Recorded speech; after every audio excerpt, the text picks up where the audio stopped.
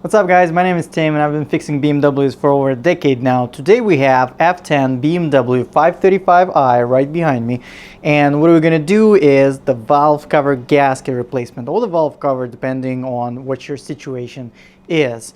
F10 BMWs 535, those 2011 till 2016, it's exactly the same job for every one of them, so if your car fits the description, stick around. Before we start guys, I want to remind you about the membership program. If you have problems with any repair on your BMW, let's say this job or any other job, you can become a member of the channel, and for $10 a month, basically you will have access to me one-on-one. You can share data with me, the codes, the problems, the symptoms, all of it, and I'll try to navigate you as much as I can to solve your BMW problems. Or for $5 a month, you can also describe everything that happens to your car, and I will see it and prioritize replying to your comment, try to navigate you as much as I can. And of course, if you just want to support, do that. Thank you. So here's how this video is going to go. First of all, we'll identify if the valve cover is leaking or not, or the gasket is leaking or not. I'll show you where to look and how to know if it is. Secondly, the list of tools you need to do the job. And third, of course, the DIY itself. So without further ado, let's get to it. So when the valve cover starts leaking, or the gasket, usually the gasket, the severe cases, you will experience the smoking from this area, and since when the hood is closed, this basically can escape anywhere in there. So smoking, that will appear, it's a white smoke. Also, you will smell the oil burning smell inside the car because it gets sucked in through the ventilation and through AC or heater. You will definitely smell it. Sometimes when it just starts, like you can experience basically when the car is cold, it smokes when it's cold, or you smell this smell inside the cabin when it's cold, but then it's not. So that means you have a tiny leak, but it's there. It's just not enough to constantly basically leak and smoke all the time. But reasons why it's happening is the valve cover, the engine is angled this way, so the gravity pulls the leaking oil to the exhaust manifold. The exhaust manifold is very hot and it just burns the oil. That's all it is. So here's where to look for the leak and to identify it. It's right in there. We'll do a close-up. So here's where to look for it. It's right here. You can see right here everything is kind of oily. It's like this is all from the valve cover. There is nothing else that could be there. It's like, and you most likely will see more of still wet spots. It's like, so it's everything around there in the back near the firewall. That's the easiest place to check.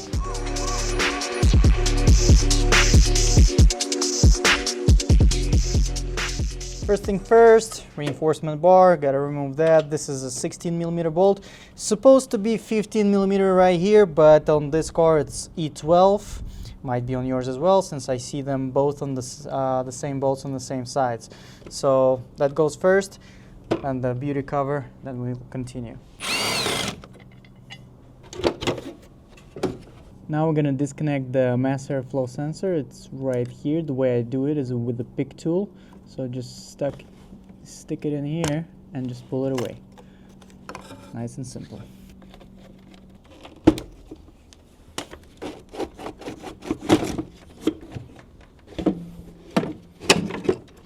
Now we're going to disconnect those three hoses, those vacuum hoses. This one, this, and this one.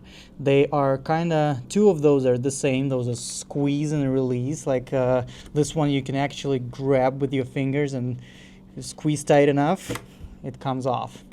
But others too, it's like they kind of tighten here, and this one is completely different. We have those prongs in here, so we see three. There is one under, so this one is kind of difficult to disconnect, so I'll show you how to do it. This one, as I said, you can squeeze your hand in here and actually release it, but if you can't do it, basically all you have to do is stick something to this tab. It will release it, keep the tension on, and then the other one. So let me show you once instead of talking about it. So this is how you do it. You stick it, you hold it, and then you do exactly the same thing on the other side.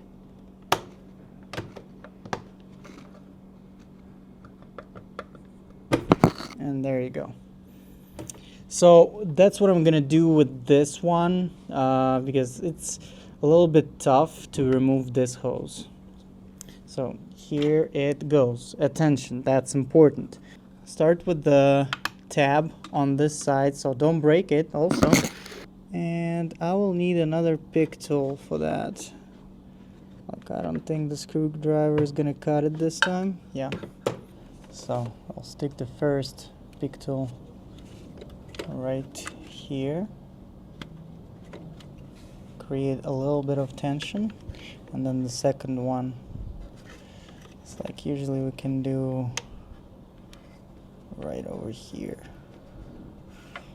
Now take it off, but you will most likely drop your pick tool. That's how it's done.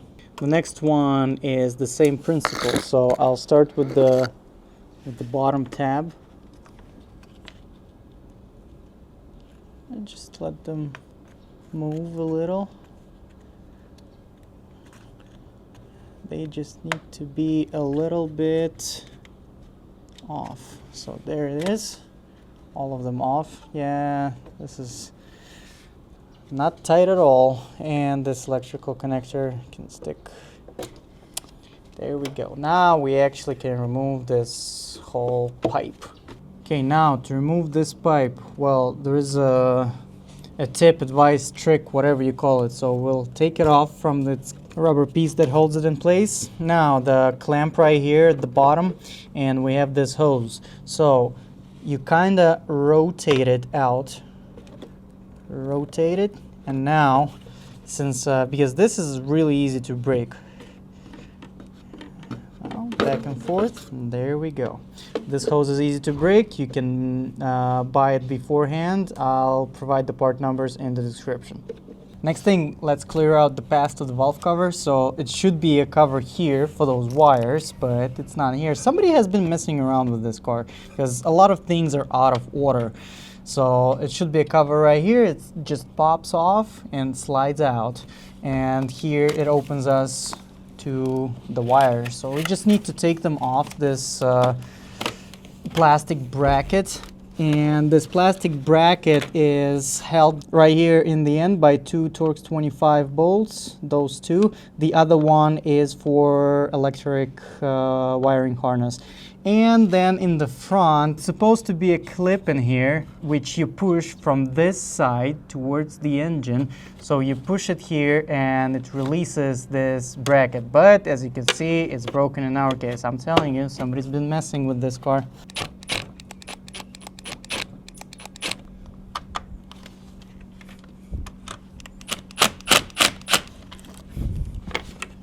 The bracket is out. And now we can remove the insulation. This one. Okay, so what do we see here? The bracket for the O2 sensors is missing. They're supposed to be right here. The boost solenoid is connected. So there's, for you guys whose cars are not, has been messed around with, it will be a Torx 30 bolt right here for the bracket for those sensors. And well, you have to disconnect them anyways, so you don't need to mark them like they did right here, because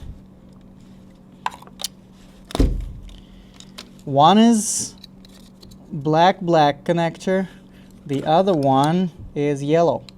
So you can't really mix them up. So you can easily disconnect them and let them go out of the way. And then the other wire, the third wire, is for the boost solenoid right here. So it's a simple push and pull. It's like pushing this pin right here and just pulling it out. And now all those wires are out of the way. And only one left right here. We'll just remove this Torx 25 to release this wiring harness and then continue to disconnecting everything else.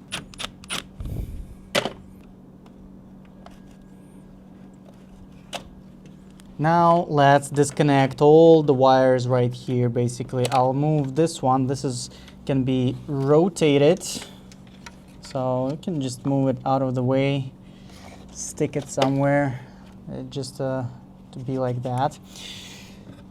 Eccentric shaft actuator right here. Squeeze and pull, simple.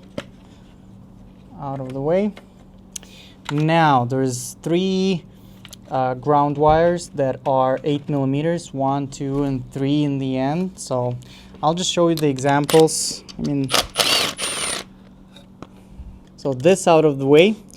The next one would be the ignition coil, so pay attention to it.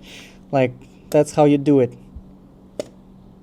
Should release it. If it doesn't happen to you, which I admit rarely happens, so if you release it and it's stuck right here, well, this one doesn't, but sometimes you'll have to push it out, so you stick your screwdriver right here and you just let it go. And now, since we have it's disconnected, stick your screwdriver right here and just lift it straight up. Let's do it again. If this thing is stuck, also, like, you can stick your screwdriver here and gently pry it out, and then do it again. There we go. So, and the only other thing after that is the fuel injectors, which are those connectors right here. Their tabs are facing this way, all of them pretty much. So all of them are facing this way. So let's the way you disconnect them is stick your tool in here and take it out. Same goes to this one, same goes to all of them. Just stick it in there and lift it up. Now we'll do it to all of them and just remove the wiring harness out of the way. Now everything is out. You take this wiring harness and just push it out of the way. We just need to clear the valve cover, that's all it is. Now the only thing left on this side is this vacuum line, so I usually just, it's hard, not my usual position, but you take your pick tool and you push it out right here, just like that. So that's the only thing that connects on this side to the valve cover, so the valve cover is clear here. Let's continue. Next step, we gotta remove the fuel rail since it's hovering over the valve cover, so that's what we're gonna do, and that's important. First of all, your car has to be already asleep, and if you don't want the fuel pump building up pressure, basically, you can disconnect your battery. I'm not usually doing that, so the only thing I do is let the car go to sleep, don't touch it, don't open anything, leave the key far away from the car, and you'll be completely fine. It's not gonna spew fuel in it. So those are 14 millimeters. We will disconnect them from the fuel injectors. This one is 17 millimeter, and you also have the pressure sensor in the end right here, the standard tab basically. So I just use my pick tool and push it out. They might be a bit harsh, but that's it. The next important thing is those tabs for the wire holders, because most people break them. It's not a big deal, of course, but I'd rather you not break anything. So how do you remove those? That's a $1 million question. You see, they're not movable, apparently, and they are covering the 11 millimeter bolts that hold the fuel rail in place, 2 of them. So here, how you do it. Attention. You push it down, and then you lift it, just like that. You see, there is a tab in here that goes into this hole. So, once again, got a good angle? You push it down, and then you rotate it. So it has to come out of this hole right there. There we go. Now they're lifted like this, and we have clear access for all 4 bolts right there. But before that, I'm gonna loosen everything in here.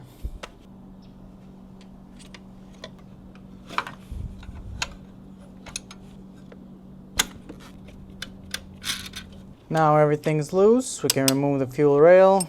It's 11mm bolts right here. It's 4 of them. So let's just take them out.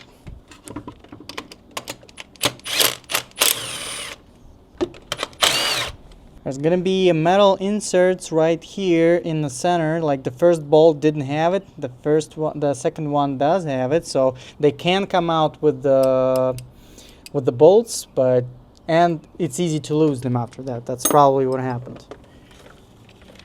So pay attention to that.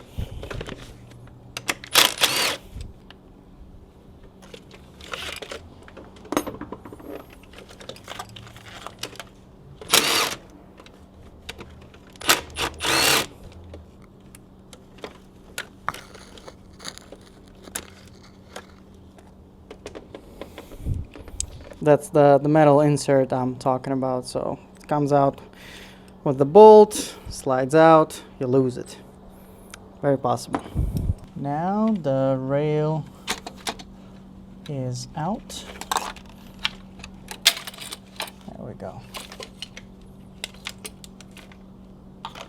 Expect fuel to come out, so put it somewhere where it doesn't damage anything. Now the valve cover is pretty much clear of everything. There's only 2 things left in here.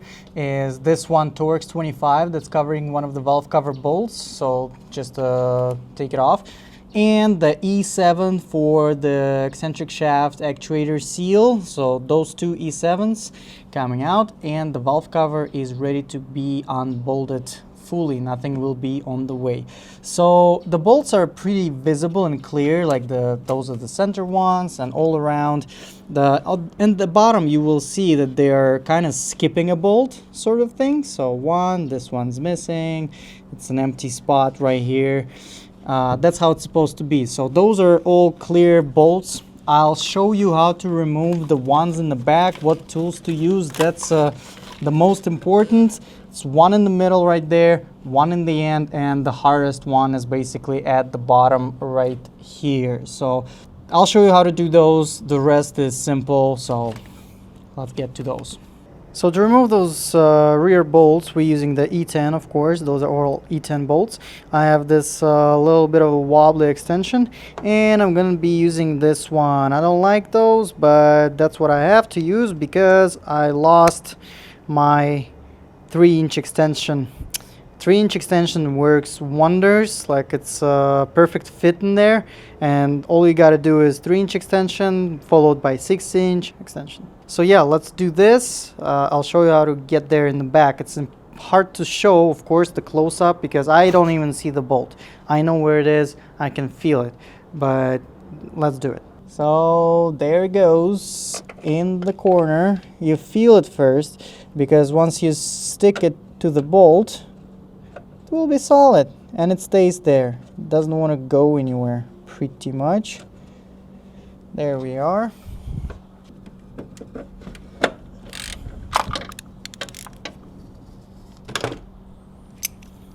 And there it is. Now it's loose, and most likely I'll be able to just take it off by hand. Not yet. Yeah, I don't like those wobble style extensions because the force distribution is just not even. It feels weird to me, honestly, but I know they're pretty useful at some situations. Nope, can't take it by hand just yet, but it should be easier now. Yeah, there we go. I hate this stuff. The reason I'm showing you all of it is for you to understand that nothing happens in an instant, and this is the hardest bolt of them all. So spend your time on it. It's not that big of a deal. You just have to be patient with it, and it will come out. It's usually a bit simpler for me when I have my 3-inch extension in there, but since I have to deal with this the wobbly stuff just turning out a bit differently. In the end, it does the job. That's what works for me in the end. For some reason, the bolt it's kind of impossible to take off by hands. It usually is after the beginning stages of loosening it, but that's what I'm using in the end. You don't have to remove the bolt. The bolt can stay into the valve cover. Just take it out of threads. Now, let me show you the combination that I use. It's the same wobbly thing, and then an adapter for 1/4 inch, and that's the secret. But once again, if I would have my 3-inch extension, that would be just fine. Next one, same setup. It's right here in the middle. Just leave it, but this one is definitely simpler. It's more accessible. Who made them that tight? Like, damn, somebody definitely messed around. And the last one is kind of simple. It's right here in the end. We can start with the extension on.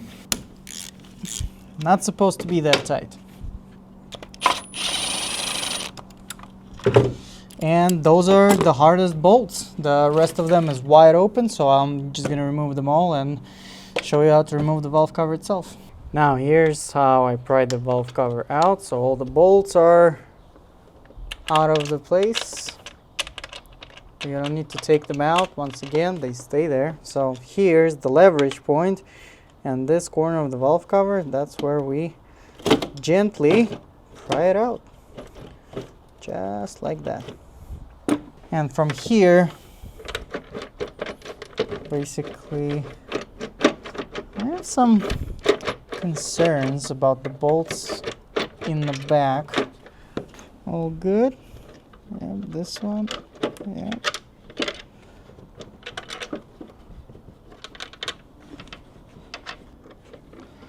Bolts sometimes like to get sort of sticky in there.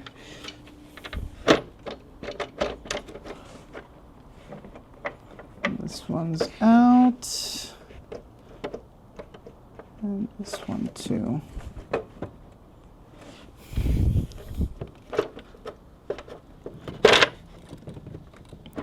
Alright, there we go.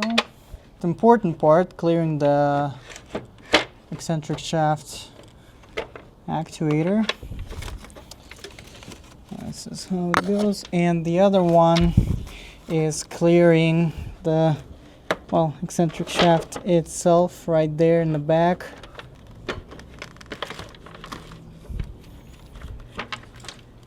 There we go. The valve cover is out. So here's your old valve cover gasket. I can tell it has been done before by the amount of silicone in here. And let me see, close up. Yeah, look at that, it's cracking everywhere. So yeah, this valve cover is definitely, well, the seal is no good. I don't like silicone here at all. This is garbage. So don't forget those ones in the middle, of course, part of the kit. And the next stage is gonna be the most important for this job to be completed properly, is cleaning all of it, cleaning the silicone, cleaning the oil into the passages where the gasket goes. I do it very simple. Well, first of all, any brake cleaner, it's a good idea, but secondly, you just go like this with the shop towel. Just pack it in and inch by inch go and clean it up. Just like that. Constantly packing in more shop towels. And it will be completely clean in the end. That's what I want you to have. And when the valve cover and, well, basically the passages where the valve cover goes is clean, you don't need to use silicone. It will stick in there. But if you do end up using silicone, which I'm not fully against, but I just recommend you to use as little as possible. Basically, we need to cover the important points. Here's the back of the valve cover. That's where the bolt is, the tough bolt, this one right here. Put some in here, over here, a little there, and a little there. Just the tiny drops to keep the gasket in place. So this area, and then you can use the bigger gaps, like maybe on top here, and the next one would be there. Just a tiny drop, like literally the end of this. Like, let me show you how much. So if you're using silicone like this would be enough.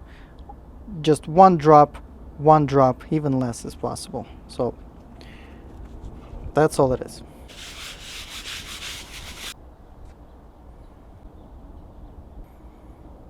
So now all the grooves are clean. It's not perfect, but it's very well good enough. So that's how it's supposed to be. And most importantly, it's dry of oil, dry of anything else.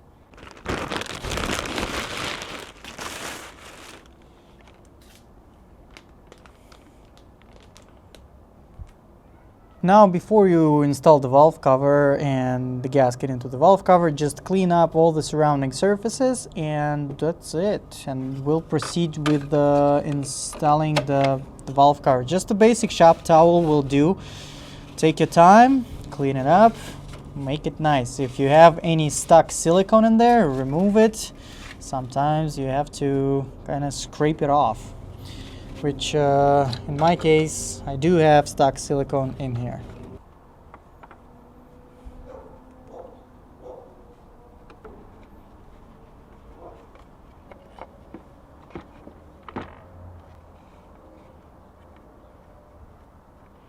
Just make sure when you put the seal, you go through every inch of it all the way. Just make sure everything sits tight. Just pressing it in everywhere. And when it does, like I used 0 silicone, so I do test it like this, and the gasket stays, that means that everything's fine and I can install the valve cover without using any silicone, just like the factory. Let's get on. So here's the difficult part. The most trouble you will have is this area right here and this area right there. So the back. We have to put this spot over the eccentric shaft, basically. So that's the point that will be on the way. If this wouldn't be here, that would be easier, but you don't need to remove it at all. Like, unfortunately, this is messed up, not supposed to be, but it is what it is. So all we gotta do is kind of drive it around. So I'll start like this, then keep the wires off, and I'm gonna slowly adjust. It's like that's the angle the valve cover is in. Just make sure the gasket will be sitting on the metals. That's okay. Just make sure it's not too messed up. And now it did go around. I can see from where I'm standing that the seal wants to come out a little bit, so I'm gonna adjust it just with my hands. Sometimes it happens, just like it did right now. The seal totally came off. If you're using silicone to hold it in place, that's going to be better for you. In some cases, I myself sometimes have to take the valve cover off, readjust the seal, do it again.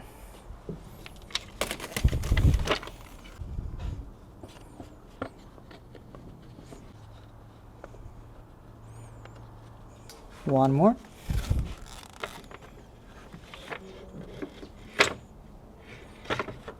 There it is. Now, Very important part. I even will take my gloves off. I will lift a little bit the valve cover and just feel if the seal is in there. And guess what? It's not. The seal is not in there, which means I will either have to take the valve cover off the third time and do it again, or I'll try to readjust the seal while it's in there. But that's a risky one. I can do it since I've had a lot of experience. I've done it before. If you guys experience that, take the valve cover off. If you try it without silicone, use the silicone at this point, because the valve cover gasket just doesn't want to stay in its place. That happens. It's okay. Just a tiny bit of silicone and redo it. For me, I'll try to readjust it. If it doesn't work, I'll end up using silicone as well. It's almost good everywhere, except a couple of points.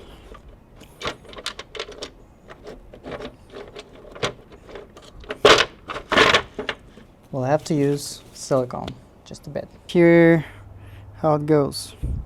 I'm going to use tiny drops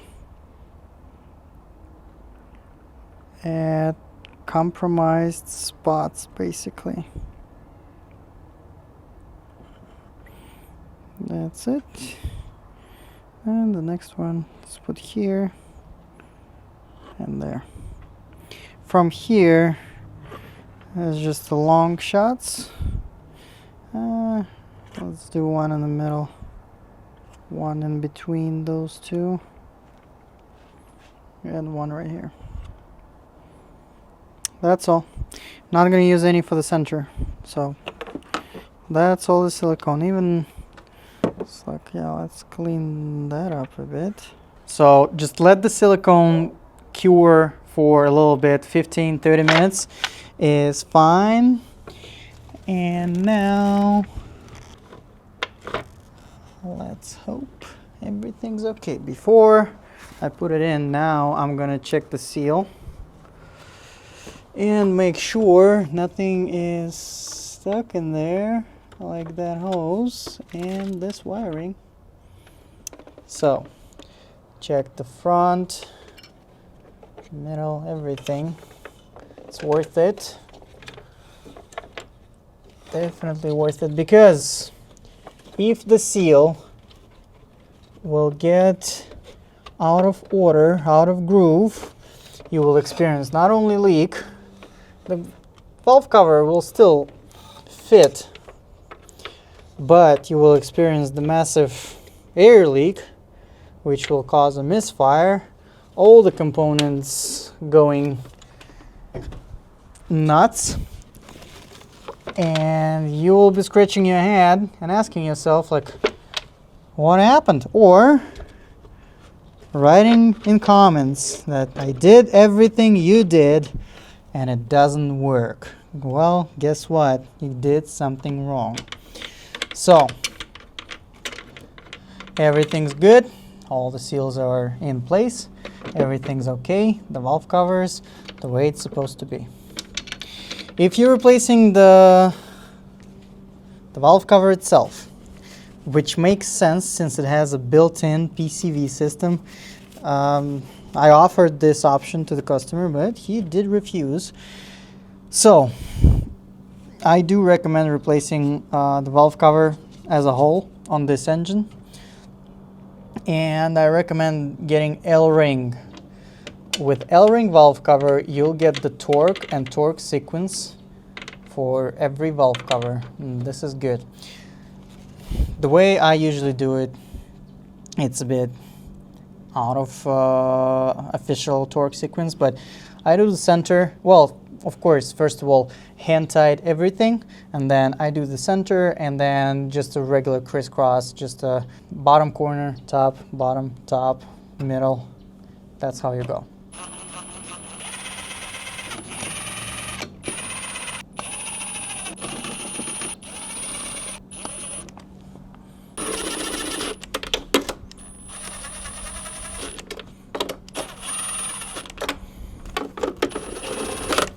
Now the valve cover is fully on, everything's torqued.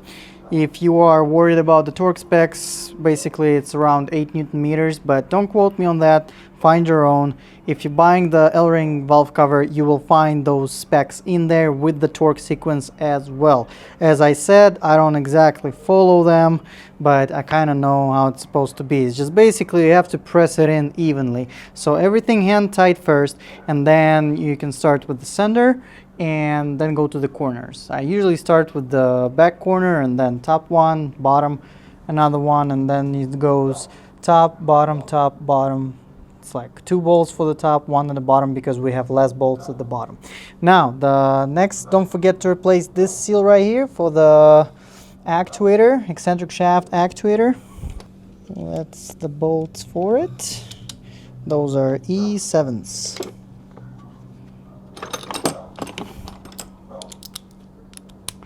If you replacing the valve cover, that means all the holes will have to be made new.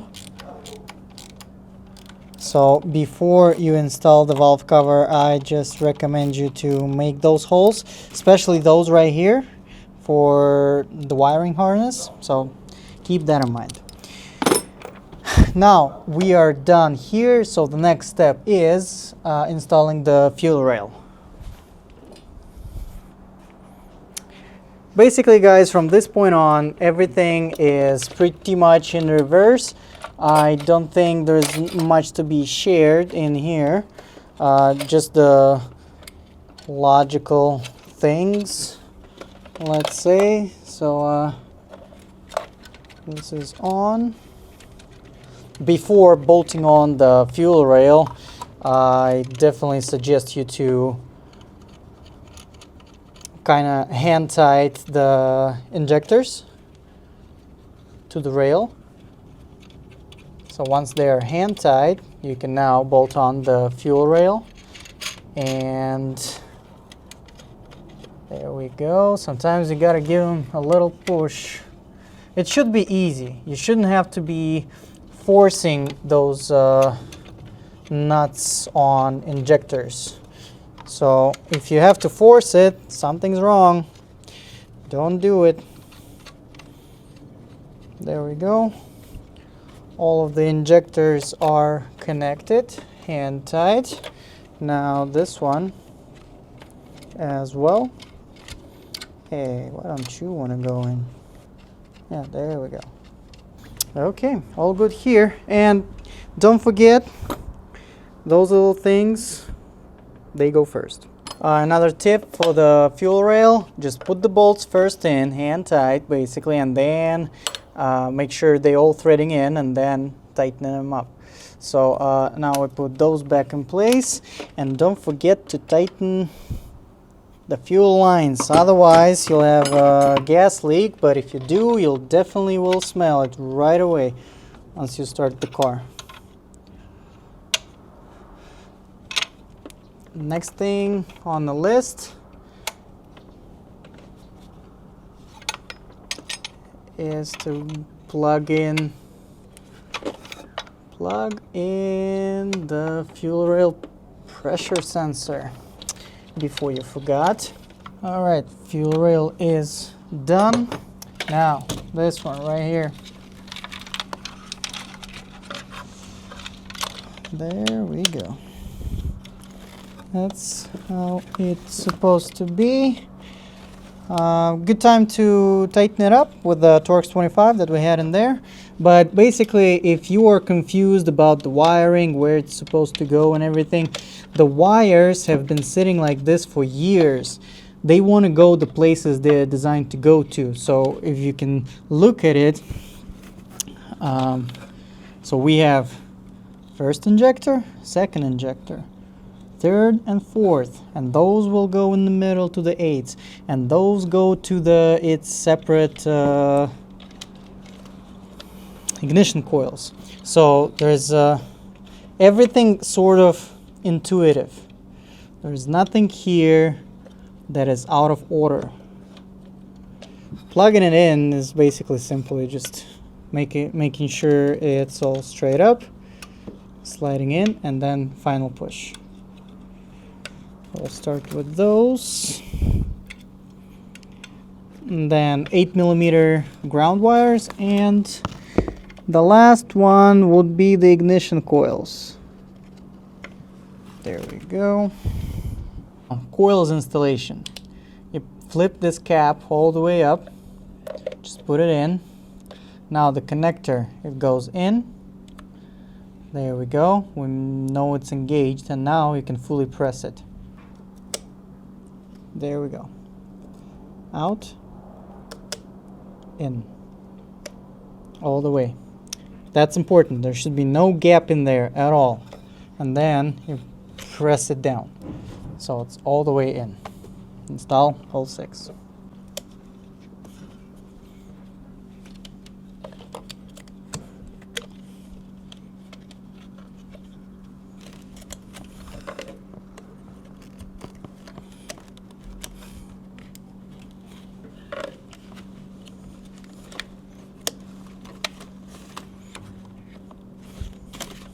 Alright, next important part, fellas, don't forget your vacuum line that goes to the valve cover right here. Easy to forget, easy to miss. And then you'll have what again? The air leak, of course. So push it in all the way. Okay, so we're done with the electrical part.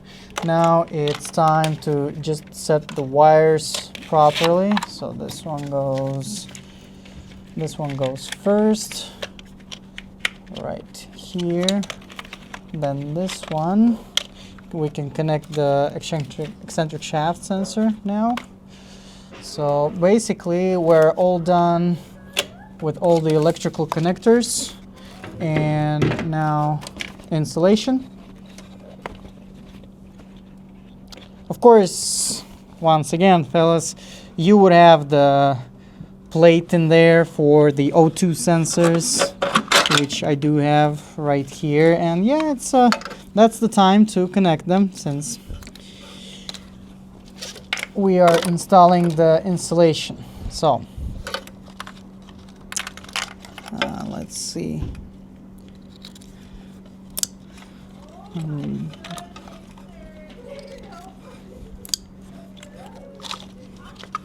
And your boost solenoid, of course. Unfortunately, on this car, I don't have those. The metal bracket where all this wiring goes to, so it kind of has to hang in here. It's like, even though, yeah, just like that. Let's put it. Let's make it as pretty as we can. There we go. And now, of course, like this bracket, which is halfway broken as well. Now 2 Torx 25 in there, and we'll continue with the piping and everything else. Now the important part, installing back the pipe, and especially if you don't replace this hose, which once again I'll leave the part number in description. So how you do it. So we get it on a little bit. The point is installing it the same way we took it off. So just be very gentle, point it out, and now we kind of rotate the whole thing at the bottom. So I'm not rotating right here, I'm rotating at the bottom. This sits well, and now we push it. If you're replacing this hose, it's going to be really tough to push in, so you might want to definitely lubricate it a lot, and just take your time with it. And now put this one back to its place, and the mass airflow is connected. So this pipe is fully in place, and now we can finally plug in all the vacuum lines. This one, and don't forget to the PCV hose, and tighten this up. At this point we are pretty much done. Now before we start the car, every single time I scan the car, because you can easily forget to plug something in, and the scanning it will tell you exactly what it is. Actually, if you don't have a scanner, I highly recommend you to get one, because working on the machines that are highly reliant on electronics, it's like you need to know. So I have a bunch of fault codes for line disconnections and stuff, so we'll clear that up. And what to expect when you try to start it right after the repair. Expect longer crank, because the fuel rail is empty. It has to build up pressure, and it's not building it up right away. So longer cranks. Then we just did the job, the valve cover job, so expect smoke coming from exactly the same area for at least 15 minutes. Depending on how much oil leaked out to the exhaust manifold, that will determine how long it will leak. But usually within an hour of operation, the car will get back to completely normal and smoke free. So let's try to start it up. As you can see, longer starts when it's supposed to be just like that.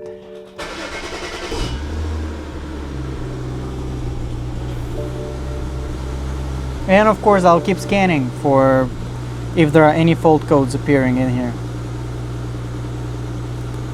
Just let the car run, let it idle, and don't be scared if you have smoke coming from the same area. It's normal, absolutely normal. But let the car run for a bit. If there is nothing wrong with it, no fault codes, nothing at all, just of course take it for a drive, enjoy it, and let it be. All the leftover oil on the exhaust will eventually burn off. It might take some time in some severe cases, but usually, as I said, 15 minutes to an hour max of operation of the car. And we are running good. This is it, guys. I hope this video was helpful, and please let me know in the comments. Let's play a little game. How much a shop wanted to charge you for this job, shop or a dealership, let's say. Different states, different prices, so let's just share that. And definitely drop a like, share, subscribe, and I'll see you in the next one.